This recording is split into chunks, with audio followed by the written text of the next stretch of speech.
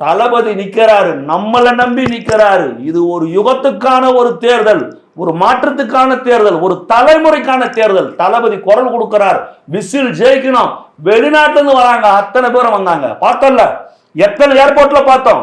Japan ஏர்போர்ட்ல, Canada ஏர்போர்ட்ல, America ஏர்போர்ட்ல, மலேசியா, சிங்கப்பூர், அத்தனை ஏர்போர்ட்லயும் கிளம்புறோம். இவ்வளவு பேர் கிளம்புறோம், அவ்வளவு பேர் கிளம்புறோம். அப்பவே முடிவு பண்ணாங்க, இவர் தாண்டா வருவார். இவ்வளவு பேர் புறப்பட்டு வரான், லட்சக்கணக்கில் செலவு பண்ணின்னு வரான், ஒரே ஒரு ஓட்டை போட்டு போயிருக்கிறான். அவங்களுக்கெல்லாம் சந்தோஷம் தாங்க முடியல, சந்தோஷம் தாங்க முடியல. எல்லாருடைய மனங்களும் எல்லாருடைய ஆன்மாவும் ஒன்னு சேர்ந்து பிரேயர் பண்ணுது, தளபதி விஜய் ஜெயிக்கணும் ஜெயிக்கணும். பார்த்தீங்களா, அந்த எல்லாரும் ஒன்னா குரல் கொடுக்கும் போது கடவுளும் ஆசீர்வதிச்சுட்டார், கடவுளும் ஆசீர்வதிச்சிட்டார். ஏன்னா எல்லா ஆன்மாவும் எங்களுக்கு ஒரு மாற்றத்தை கொடுங்க, தளபதி வரணும், ஆண்டவரே எங்களுக்கு ஒரு மாற்றத்தை ஏற்படுத்தி காட்டுங்க, எங்களுக்கு whistle whistle whistle whistle whistle. அது நடந்ததா இல்லையா? இதுதான் புரட்சி. இந்த விசில் புரட்சி ஏற்பட்டிருக்குது.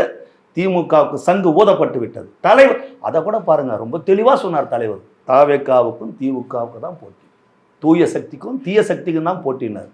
புருப்பாச்சா இவர் பேரை கூட சொல்ல மாட்டான். நான் திமுக காரன், நான் சொன்னேன் அப்போ, அவர் பேரை சொல்றதுக்கு தகுதி கெட்டவன் வாயில அவர் பேர் வராது போட அப்படின்னு. நீ சொல்லல போன்னு, நீ சொல்லல போ, பேரை கூட சொல்லல. எங்களுக்கும் அதிமுகவுக்கும் தான் போட்டின்னு திமுக சொன்னான். அப்ப கூட நாங்க சொன்னோம், ஆமா உண்மைதான், திமுகவுக்கும் அதிமுகவுக்கும் தான் போட்டி. யாரு ரெண்டாவது இடம் வர்றதுன்றது போட்டின்னு இதே சேனல்ல பேசணும். யாரு ரெண்டாவது இடத்தை பிடிக்கிறது ரெண்டு பேருக்கும் போட்டின்னு நடக்குதா?